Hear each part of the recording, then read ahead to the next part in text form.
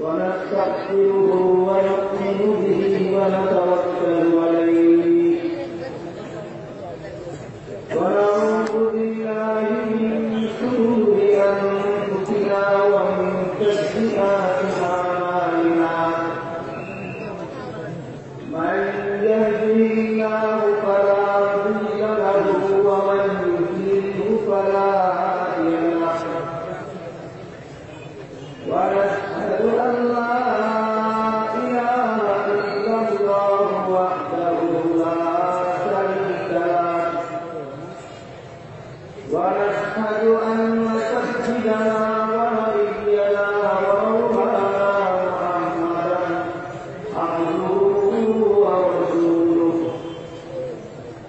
صلى الله تعالى عليه وعلى آله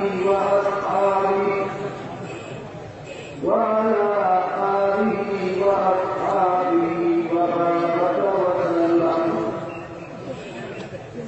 أما بعد فأعوذ بالله من الشيطان الرجيم بسم الله الرحمن الرحيم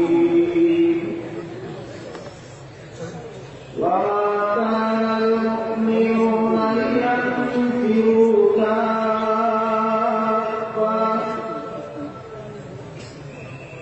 فلولا نفر من كل فرقة منهم طائفة ليتفكروا بالدين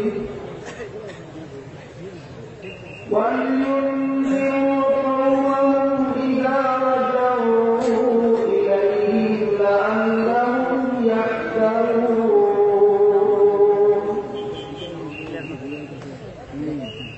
وقال رسول الله صلى الله عليه وسلم يحمل هذا العلم من كل خلف حدوده ينسون عنه تحريف الغالين وانتهاء المسلمين وتعبير الجاهلين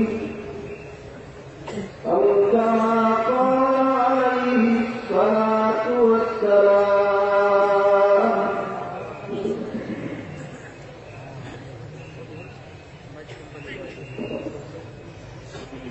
শ্রদ্ধেয় সভাপতি হযরত উলামায়ে কেরাম দূর দূরান্ত থেকে আগত সর্বস্তরের মুসলমান ভাইয়েরা আমার ও আমার পর্দানিশী মা বোনেরা, হযরত ফখরে বাংলার রহমতুল্লাহি আলাইহির স্মৃতির জন্য রহিতুল মুফাসসিরিন হযরত মুফাসসির হুজুর রহমতুল্লাহি আলাইহির স্মৃতির জন্য মুফতি আযম রহমতুল্লাহি আলাইহির স্মৃতির জন্য ব্রাহ্মণবাড়িয়ার ঐতিহ্যবাহী ইসলামী শিক্ষা প্রতিষ্ঠান জামিয়া ইউনুসিয়ার শতবার্ষিক দস্তাবন্দি সম্মেলন উপলক্ষে অধ্যক্ষার এই মুবারক সমাবেশে আমরা চিন্তা করি। তাই আমি প্রথমেই ঐক্যবদ্ধ পূর্বপুরুষদের স্মরণ করতে চাই, যাদের স্মৃতিতে ধন্য হয়ে আছে জামিয়া ইউনুসিয়া, যাদের স্মৃতিতে ধন্য হয়ে আছে ব্রাহ্মণবাড়িয়া শহর, যাদের স্মৃতিতে ধন্য হয়ে আছে গোটা ব্রাহ্মণবাড়িয়া জেলা। আল্লাহ তাদের রওজাকে জান্নাতের বাগানে রূপান্তরিত করবে। আমি আশা করি আপনারা জানেন এই জামিয়া ইউনুসিয়া ব্রাহ্মণবাড়িয়া বাংলাদেশের ঐতিহ্যবাহী ইসলামী শিক্ষা প্রতিষ্ঠান বাংলাদেশের প্রাচীনতম কওমি মাদ্রাসাসমূহের একটা কওমি মাদ্রাসা। এই দেশের প্রাচীন কওমি মাদ্রাসা জামিয়া ইউনুসিয়ার পক্ষ থেকে বিগত 100 বছরের ভিতরে যারা এখান থেকে শিক্ষাপ্রাপ্ত হয়েছেন তাদেরকে পাগড়ি প্রদান উপলক্ষেই এই মুবারক সমাবেশের আয়োজন করা হয়েছে। এ প্রসঙ্গে আমার বারবার মনে পড়ে একটা কথা,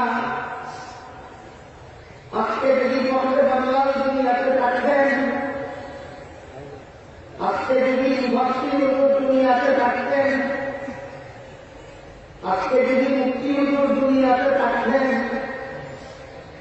আর দেখতেন এই দৃশ্য যে তাদের হাতে করা আলেমদের মাথায় পাগড়ি পরিয়ে দেওয়া হচ্ছে, তাহলে তারা কতই আনন্দিত। তারা যদিও এই দৃশ্য নিজ চোখে দেখতে পারেনি, কিন্তু আমরা তাদেরকে বুঝতে পারব না। আমরা এই মহা সম্মেলনের পক্ষ থেকে, এই সম্মেলনে যোগদানকারী সকলের পক্ষ থেকে আল্লাহর কাছে দোয়া করি, এই সম্মেলনের যাবতীয় কৃতিত্বের পুরস্কার, এই আয়োজনের যাবতীয় তোয়াদের সমপরিমাণ আল্লাহ তাদের রূপের উপর রাখবেন। আমি আশা করি আপনারা জানেন জামিয়া ইউনুসিয়া দেশের বিখ্যাত কওমি মাদ্রাসাগুলির একটা কওমি মাদ্রাসা। এই কওমি মাদ্রাসার 100 বছরের শিক্ষাপ্রাপ্ত আলেমগণের মাথায় পাগড়ি বেঁধে দেওয়ার উপলক্ষে এই সম্মেলনের আয়োজন করা হয়েছে। তাই আমাকে কওমি মাদ্রাসার অবদান বিষয়ের উপর আলোচনা করার জন্য আলোচ্য বিষয় সাব্যস্ত করে দেওয়া হয়েছে। কওমি মাদ্রাসার অবদান শুধু এ পর্যন্তই নয়, বরং আপনাদের সামনে ঘোষণা দেওয়া হয়েছে সারা বিশ্বে কওমি মাদ্রাসার অবদান।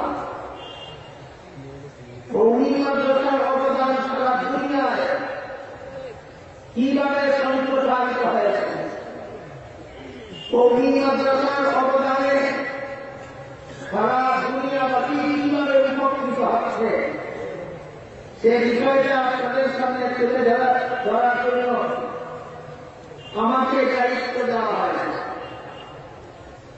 বিষয়টা আমি আজকে এবং আজকে থেকে শুরু করব, ইনশাআল্লাহ শেষ দিনে বিষয়টা আলোচনা করে আপনাদের সামনে শেষ করব।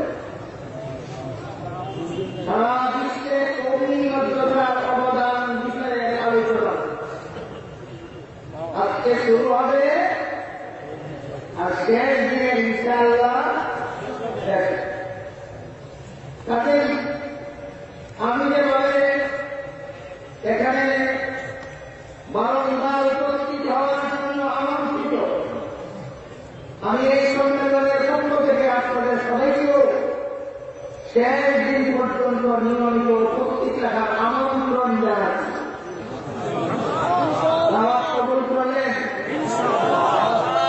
আল্লাহ আমাদের সবাইকে কওমি মাদ্রাসার সম্মেলনে যোগদান করে কওমি মাদ্রাসার অবদান বিশ্বজুড়ে কি আছে তা বোঝার এবং উপলব্ধি করার সৌভাগ্য আছে। একটা কথা আমার ব্যক্তিগত ব্যাপার না বললেও চলে না, সেটা হলো আগামীকালকে আমার পরিচিত গৌহরডাঙ্গা মাদ্রাসায় করা, তবে সেখানে হেলিকপ্টারে যাওয়া এবং হেলিকপ্টার থেকে ঢাকা পর্যন্ত ফিরে আসার ব্যবস্থা। এই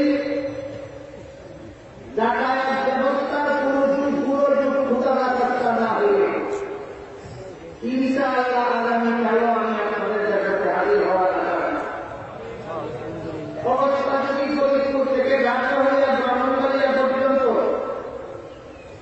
আপনার যাতায়াত ব্যবস্থায় কোনো ব্যাঘাত হয় আল্লাহ না করুন, তবে কালকে আপনারা আমাকে অবস্থা না পাইলেও ইনশাআল্লাহ শেষ দিন পাবেন পাবেন। কাজে আমার মানে নির্ধারিত আমি পরিষদটা আজকে শুরু করব এবং ইনশাআল্লাহ শেষ দিয়ে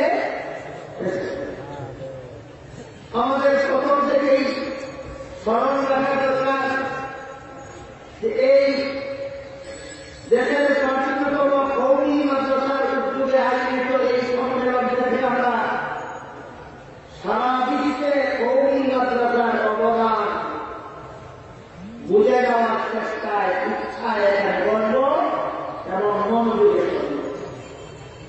সারা বিশ্বে কওমি মাদ্রাসার অবদান এই বিষয়টা বিধান প্রথমে কিছু কথা উল্লেখ করব আমাদের স্মরণ রাখা দরকার, যার আলোকে আমরা বিষয়টা ভালো লাগছে। আমি আপনাদের সামনে পবিত্র কালাম থেকে যে আয়াত তেলাওয়াত করেছি, আয়াতের প্রথম অংশের আলোচ্য বিষয় একটা, আর শেষের অংশের আলোচ্য বিষয় আরেকটা। আয়াতের প্রথম অংশের আলোচ্য বিষয় হল জিহাদ, আর শেষের অংশের আলোচ্য বিষয় হল ইসলামী শিক্ষা দীক্ষা। বুঝে থাকলে বলুন, আমার তেলাওয়াত ছিল আয়াতের প্রথম অংশের আলোচ্য বিষয় আর শেষ অংশের আলোচ্য বিষয় এক না, প্রথম অংশের আলোচ্য বিষয় জিহাদ আর আয়াতের শেষ অংশের আলোচ্য বিষয় ইসলামী শিক্ষা। যেহেতু আমরা ইসলামী শিক্ষা প্রতিষ্ঠানকে কেন্দ্র করে এই সম্মেলনে সিদ্ধান্ত করেছি, এজন্য আয়াতের প্রথম অংশের সবিস্তারে আমি আলোচনা করতে যাচ্ছি। দ্বিতীয় অংশের আলোচনাতে সবিস্তারে করা দরকার নেই, তবে প্রথম অংশের আলোচ্য বিষয়ে যে জিহাদ, এই ব্যাপারে আমাদের বর্তমান সমাজে বিশ্ব সন্ত্রাসীরা, সামাজিক সন্ত্রাসীরা, জাতীয় সন্ত্রাসীরা, আন্তর্জাতিক সন্ত্রাসীরা ইসলামের পবিত্র জিহাদ সম্পর্কে নানা রকমের কুৎসা দিয়ে যাচ্ছে, যে কারণে বর্তমান সমাজের অনেক মুসলমান জিহাদ শব্দটা শুনলেই ভয় পায়। এই আতঙ্ক মুক্ত হওয়ার জন্য মনে রাখা দরকার, এই সন্ত্রাসীরা ইসলামের জিহাদকে সন্ত্রাস করে আখ্যায়িত করে। আসলে জিহাদ হল সন্ত্রাস দমন ব্যবস্থা।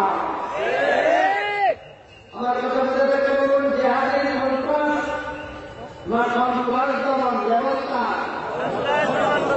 হাদিস শরীফে আল্লাহ রাসূল বলেন, জিহাদ মাযিন ইলা ইয়াউমিল কিয়ামা, ইসলামের পবিত্র জিহাদ বিধান কিয়ামত পর্যন্ত বলা হবে। কতদিন পর্যন্ত বলা হবে? কারণ আল্লাহ জানেন, রাসূলকে জানিয়ে দিয়েছেন, কিয়ামত পর্যন্ত একদল সন্ত্রাসী থাকবে, এদেরকে দমন করার জন্য জিহাদের দরকার হবে। কথা বুঝে রাখতে বলুন, জিহাদি সন্ত্রাস না সন্ত্রাস দমন ব্যবস্থা? একটা উক্তি আপনাদেরকে শুনে আমি আমার মূল আলোচনা থেকে চলে গেছে, সেটা হল মুহাদ্দিসিনের কোরআন তফসিরে ভিতরে লিখেছেন, গোটা মানব সমাজটা একটা দেহের মতো। কোন একজন ব্যক্তির শরীরে যদি ক্যান্সার হয়, এই ক্যান্সারের চিকিৎসা মলমের দ্বারা হয় না, ট্যাবলেট ক্যাপসুলের দ্বারা ক্যান্সারের চিকিৎসা হয় না। শরীরের যে অঙ্গ ক্যান্সারে আক্রান্ত হয়, অপারেশনের মাধ্যমে সেই অঙ্গ কেটে ফেলে দিতে হয়, বাকি অঙ্গকে রক্ষা করার সাথে। সেই ক্রিমিনালের গোটা মানুষের সমাজটাই একটা দেহের মতো, আর সন্ত্রাস হল এই দেহের ক্যান্সার, আর ইসলামের জিহাদ বিধান এই ক্যান্সারের অপারেশন। তিনটা কথা মনে রাখতে হবে, মানব সমাজ হল একটা দেহের মতো। সন্ত্রাস হল এই দেহের ক্যান্সার। সন্ত্রাস হল সমাজ দেহের ক্যান্সার। ইসলামের জাহাজ বিধান এই ক্যান্সারের অপারেশন। চিন্তা করা যাবে, 1 নম্বর মানুষের সমাজকারী একটা দেহের, 2 নম্বর সন্ত্রাস হল এই দেহের ক্যান্সার, জাহাজ হল ক্যান্সারের অপারেশন। এই আয়াতের কত মানুষের ব্যাপারে আজকের মতো আমি একটা বিস্তারিত আলোচনা করতে চাই না, যেহেতু এটা একটা শিক্ষা প্রতিষ্ঠানের উদ্যোগে আয়োজিত সম্মেলন, এই জন্য আমি দ্বিতীয় অংশের আলোচনা দিয়ে করেন।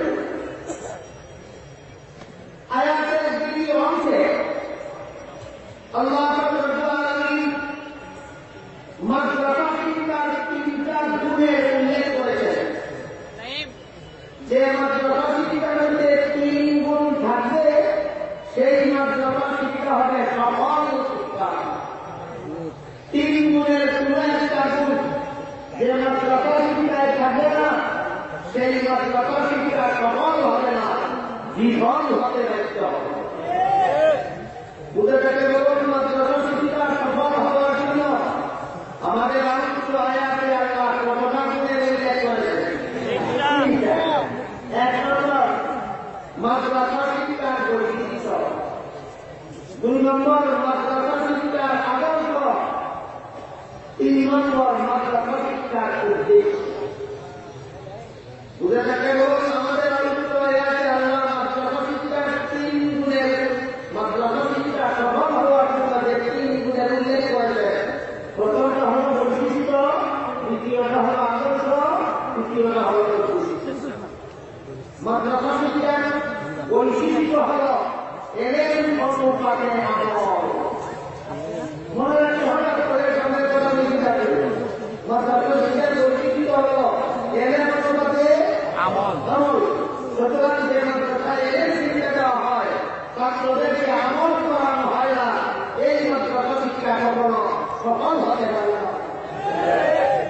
বুঝে থাকে বলুন, মাদ্রাসা শিক্ষা সফল হওয়ার প্রথম গুণটি এলেম অনুপাতে আমল। মাদ্রাসা শিক্ষা সফল হওয়ার 2 নম্বর গুণ হল আদর্শ। মাদ্রাসা শিক্ষার আদর্শ রাসূলের সুন্নাত এবং সাহাবাদের জামাত।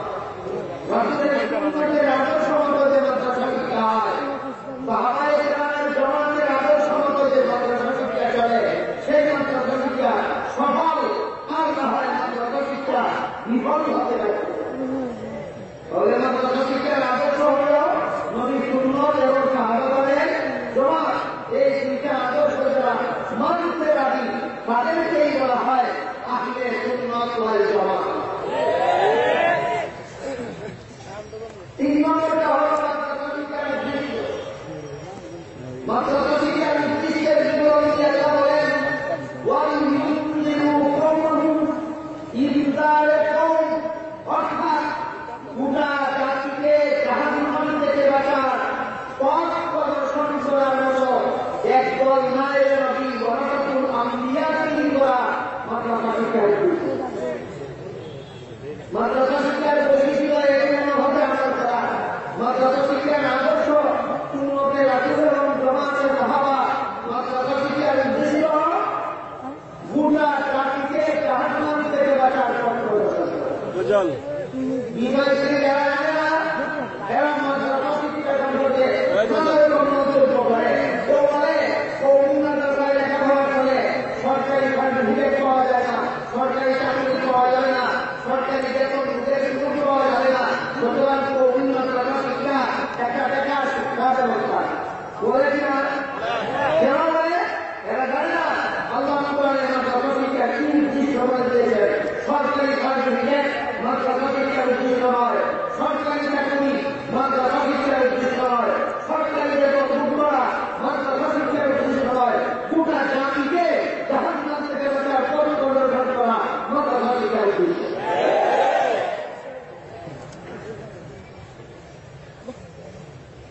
না জানার কারণে অনেক মন্তব্য করে কওমি মাদ্রাসায় লেখাপড়া করলে যেহেতু সরকারি সার্টিফিকেট পাওয়া যাবে না, চাকরি পাওয়া যায় নাই, বেতন ভোগের সম্ভাবনাই নাই, কাজেই কওমি মাদ্রাসা শিক্ষা বেকার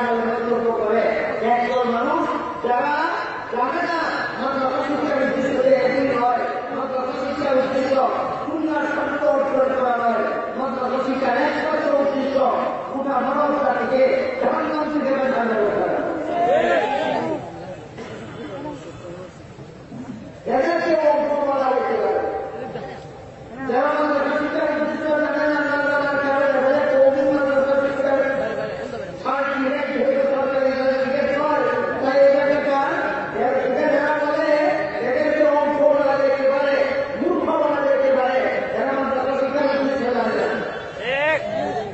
কিন্তু আরেক বলাতে জ্ঞান পাবি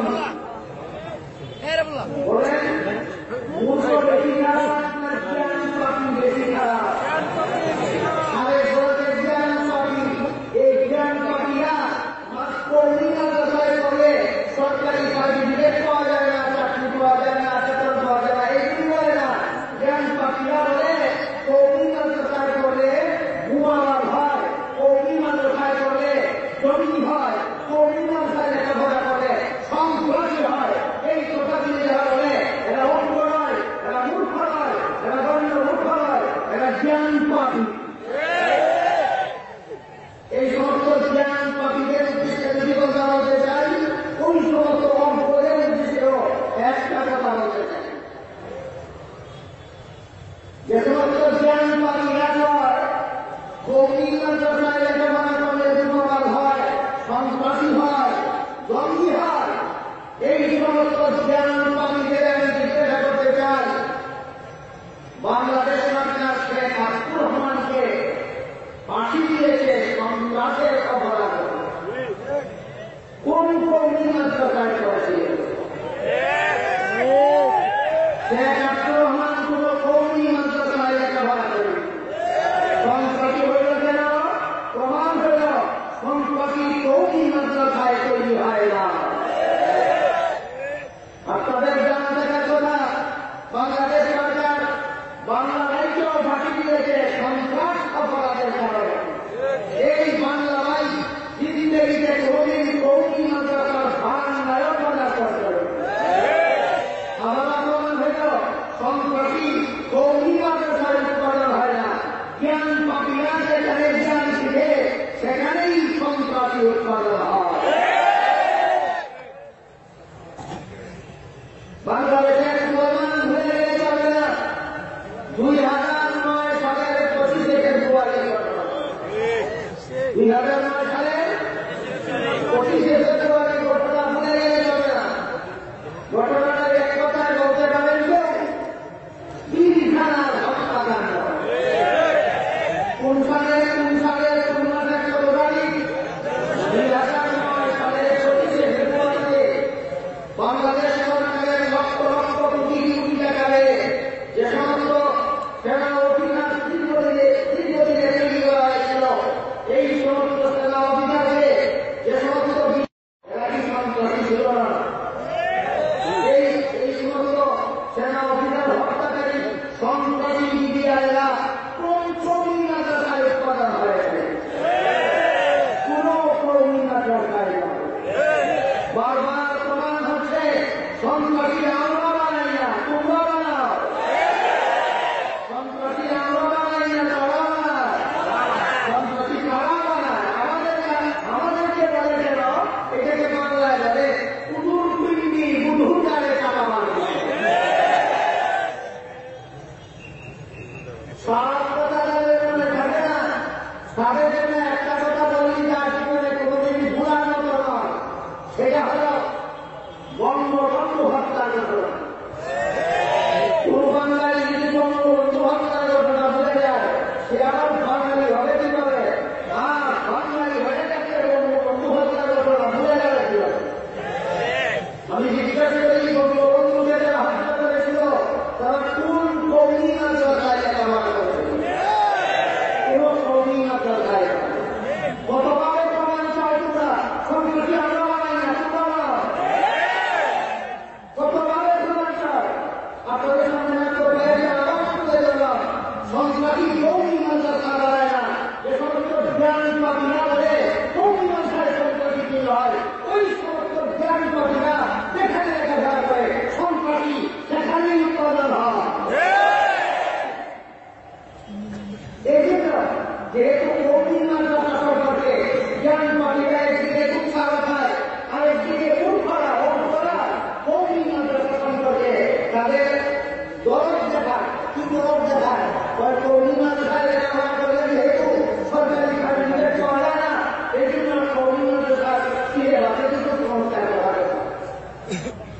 বলে কিনা এটা দরদ মাথা কথা যে কৌমিমান ছাত্র যেন সরকারের চাকর হতে পারে, কৌমিমান ছাত্র যেন সরকারের সার্টিফিকেট পেতে পারে, কৌমিমান ছাত্র যেন সরকারি বেতন সুযোগ লাভ করতে পারে। এই জন্য কৌমিমান চাকরি আছে শুধু সংস্কার করে স্কুল করে বিষয় এই কৌমিমান চাকরির আছে অন্তর্ভুক্ত করা দরকার। এক কথায় তাদের বাধা দরকার গেলে উভয় চিন্তার সমন্বয় সাধন করা দরকার। এরা জ্ঞান পাবি না মূর্খ, এরা জ্ঞান পাবি না, যারা সমন্বয় সাধন করা দরকার। কৌমিমান চাকরির আছে কলেজ কমিটির পাঠ্য বিষয় অন্তর্ভুক্ত করা দরকার। কেন গরমে হয় কৌমিমান লেখাপড়া করার সরকারি বেতন মুখ করতে পারে, এই গরমে হয়। এরা জ্ঞান পাবি নয়, এরা মূর্খ। কোনটা ভাই মূর্খ? আল্লাহ বলেন সরকারি সার্টিফিকেট নয়, মাদ্রাসা শিক্ষার উদ্দেশ্য সরকারি চাকরি নয়, মাদ্রাসা শিক্ষার উদ্দেশ্য সরকারি বেতন নয়, মাদ্রাসা শিক্ষার উদ্দেশ্য গোটা মানব জাতিকে জাহান্নাম থেকে বাঁচানো করতে হবে। এই কথা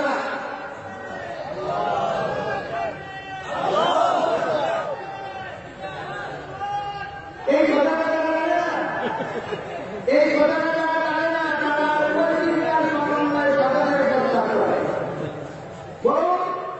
গোটা মানব জাতিকে জাহান্নাম থেকে বাঁচার সর্বপ্রথম কৌমিমান রাজনীতি করা করেন কিনা? এখানে মোবাইল থেকে বাঁচার দরকার আছে, দরকার নেই। তার উভয় শিক্ষার সমন্বয় সাধন করা দরকার। আমি একটু সময় জেনে নিলাম শিক্ষার্থী করি উচ্চতর পর্যায়ে না প্রাথমিক পর্যায়ে, উভয় শিক্ষার সমন্বয় সাধন করা দরকার। মাদ্রাসা শিক্ষা আর কলেজ শিক্ষা উভয় শিক্ষার সমন্বয় সাধন করা দরকার।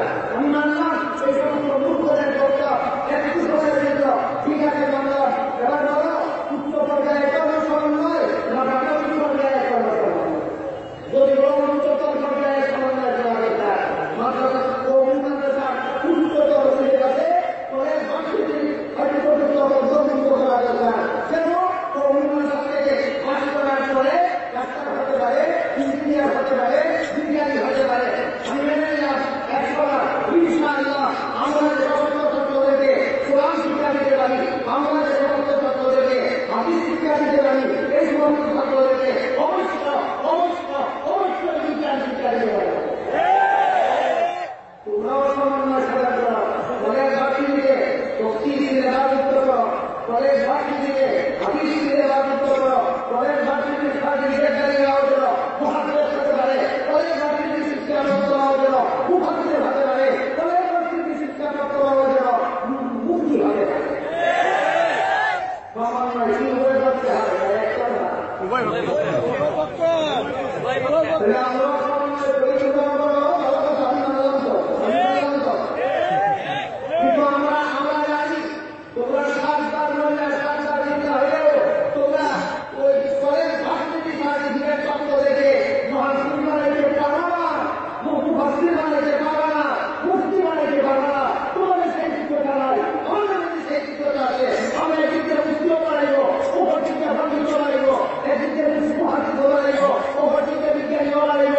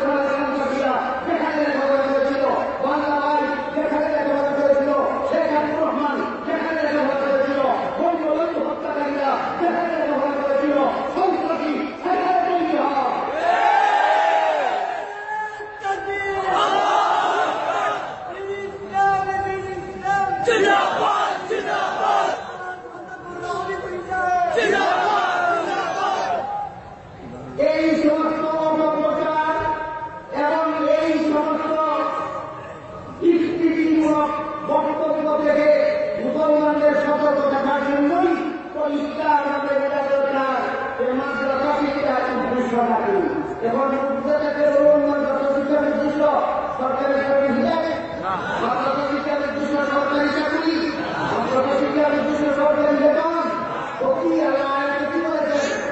শিক্ষা নির্দিষ্ট গোটা মানব জাতিকে জাহান্নাম থেকে বাঁচাতে হবে।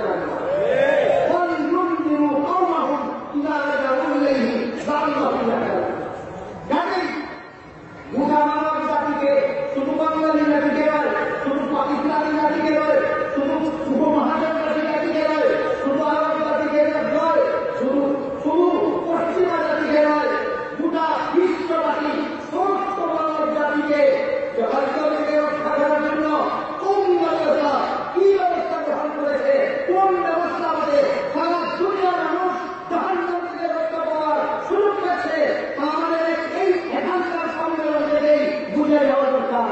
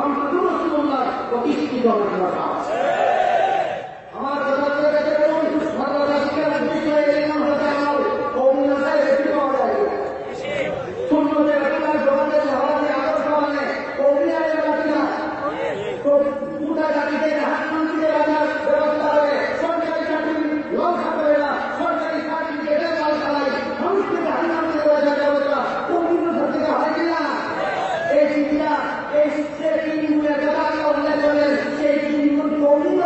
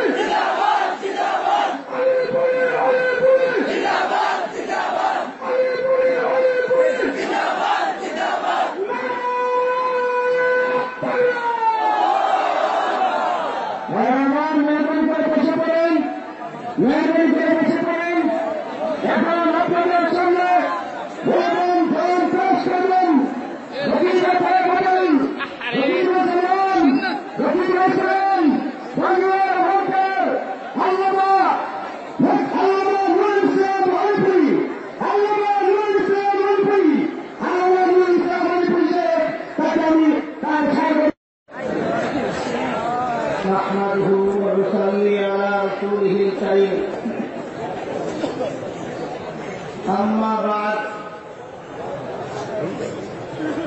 मुहतरम हाजिरीन, আমি গতকাল বলেছিলাম পবিত্র কোরআনের এক আয়াতে আল্লাহ পাক রব্বুল আলামিন সফল মাদ্রাসা শিক্ষার 3টা গুণের কথা উল্লেখ করেছেন। একটা হল মাদ্রাসা শিক্ষার বৈশিষ্ট্য, একটা আদর্শ, একটা উদ্দেশ্য, 3টাই সন্তোষজনক ভাবে কওমি মাদ্রাসায় পাওয়া যায়। বলেছিলাম কেন? এক কথায় জবাবে বলেছিলাম এই মাদ্রাসা মুহাম্মদুর রাসূলুল্লাহ সাল্লাল্লাহু আলাইহি ওয়াসাল্লাম প্রতিষ্ঠিত হওয়ার কারণে। আমি আরো বলেছিলাম গতকাল যে কথার উপর একটা প্রশ্ন লাগে। মুহাম্মদুর রাসূলুল্লাহ সাল্লাল্লাহু আলাইহি ওয়াসাল্লাম দুনিয়া থেকে বিদায় হওয়ার প্রায় 12 বছর পরে উপমহাদেশে সর্বপ্রথম কওমি মাদ্রাসা দারুল উলুম দেওবন্দ মাদ্রাসা প্রতিষ্ঠিত হয়। সুতরাং এটা মুহাম্মদুর রাসূলুল্লাহ প্রতিষ্ঠিত হয়। এই মাদ্রাসা প্রতিষ্ঠার 1200 বছর আগে রাসূল দুনিয়া থেকে বিদায় হয়ে গেছে। তাহলে আবার তিনি পৃথিবীতে আসলেন তখন কওমি মাদ্রাসা প্রতিষ্ঠার জন্য। এই প্রশ্নের সংক্ষিপ্ত জবাব হল, আপনাদের সকলের জানা থাকার কথা উপমহাদেশের সর্বপ্রথম কওমি মাদ্রাসা দারুল উলুম দেওবন্দ মাদ্রাসা 1865 খ্রিস্টাব্দে আল্লামা কাসিম নানতুবি রহমতুল্লাহি আলাইহি প্রতিষ্ঠা করেছিলেন। কিন্তু তিনি যে কয়েকজন অনুষঙ্গী নিয়ে মাদ্রাসা প্রতিষ্ঠার পরিকল্পনা গ্রহণ করেছিলেন তাদের মধ্যে একজনের নাম ছিল মৌলানা রফিউদ্দিন রহমতুল্লাহ। মৌলানা রফিউদ্দিন স্বপ্নে দেখেন মুহাম্মদুর রাসূলুল্লাহ সাল্লাল্লাহু আলাইহি ওয়াসাল্লাম নিজের হাতের লাঠি মুবারক দ্বারা ভারতের উত্তর প্রদেশের দেওবন্দ নামক পল্লীর এক জায়গায় রেখা টেনে দিয়ে বললেন, তোমাদের পরিকল্পিত মাদ্রাসার ঘর আমার অঙ্কিত রেখায় রেখায় নির্মাণ করবা। এটা তো হল স্বপ্নের কথা। ঘুম ভাঙার পরে বাস্তবেও রাসূলের অঙ্কিত রেখা পাওয়া গেল। সেই রেখায় রেখায় উপমহাদেশের সর্বপ্রথম কওমি মাদ্রাসা দারুল উলুম দেওবন্দ মাদ্রাসার ঘর নির্মাণ করা হবে। পরবর্তীতে যত হাজার যত লক্ষ কওমি মাদ্রাসা প্রতিষ্ঠিত হয়েছে, হচ্ছে, হবে, সবগুলি সেই দারুল উলুম দেওবন্দ মাদ্রাসার অনুসারে। আর দারুল উলুম দেওবন্দ মাদ্রাসার ঘর নির্মাণের জন্য স্বপ্নযুগে আল্লাহর রাসূল রেখা টেনে দিয়েছিলেন। ঘুম ভাঙার পরেও রেখা পাওয়া গেছিল। সুতরাং নিঃসন্দেহে মুহাম্মদুর রাসূলুল্লাহ অঙ্কিত রেখায় রেখায় উপমহাদেশের কওমি মাদ্রাসা প্রতিষ্ঠিত হয়।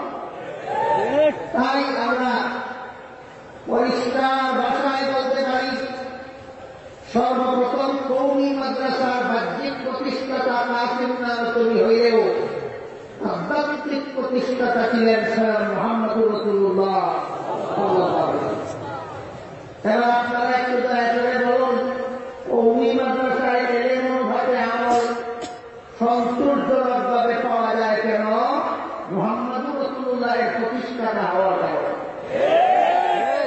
কওমি মাদ্রাসার আলেমগণ নিজেদের এলেম আমল আকীদা সহিহ উম্মতে রাসূলুল্লাহ জামাতে সাহাবাকে আদর্শ মানকাঠি মানেন কেন? এই মাদ্রাসার প্রতিষ্ঠাতা মুহাম্মদুর রাসূলুল্লাহ হওয়ার কারণে। কওমি মাদ্রাসা শিক্ষিত আলেমগণ দুনিয়ার কোন রকমের ধন সম্পদের ইচ্ছায় না করে, সরকারি সার্টিফিকেটের ইচ্ছা নাই, সরকারি চাকরির লোভ নাই, সরকারি চাকরির সরকারি বেতনের লালসা নাই, প্রয়োজনে নিজেদের পেটে পাথর দেবে গোটা মানব জাতিকে জাহান্নাম থেকে রক্ষার ব্যবস্থা প্রদান করেন কেন? এই মাদ্রাসা মুহাম্মদুর রাসূলুল্লাহ প্রতিষ্ঠিত হয়। এখানে দুটা আনুষঙ্গিক প্রশ্ন রাখতে পারে, 2 মিনিটে দুটা আনুষঙ্গিক প্রশ্নের জবাব দিয়ে বাকি কথা আগামীকালের জন্য ইনশাআল্লাহ সমাপ্ত থাকবে। একটা প্রশ্ন হল যে স্বপ্ন যুগে আল্লাহ রাসূল লেখা টেনে দিয়েছিলেন, ঘুম বাঁচার পরেও লেখা বিদ্যমান পাওয়া গেছিল, সেই লেখায় লেখায় রাসূলের অঙ্কিত দাগে দাগে সর্বপ্রথম কওমি মাদ্রাসার ঘর নির্মাণ করা হয়েছিল। কথাটা আছে কোথায়? একটা প্রশ্ন, এই কথাটা আছে কোথায়? সংক্ষিপ্ত জবাব, কথাটা লেখা আছে ইতিহাসের কথা।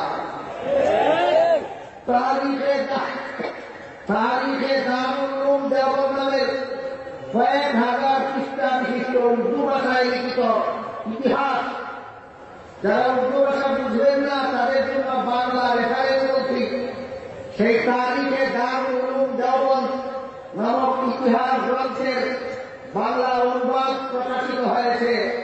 ইসলামিক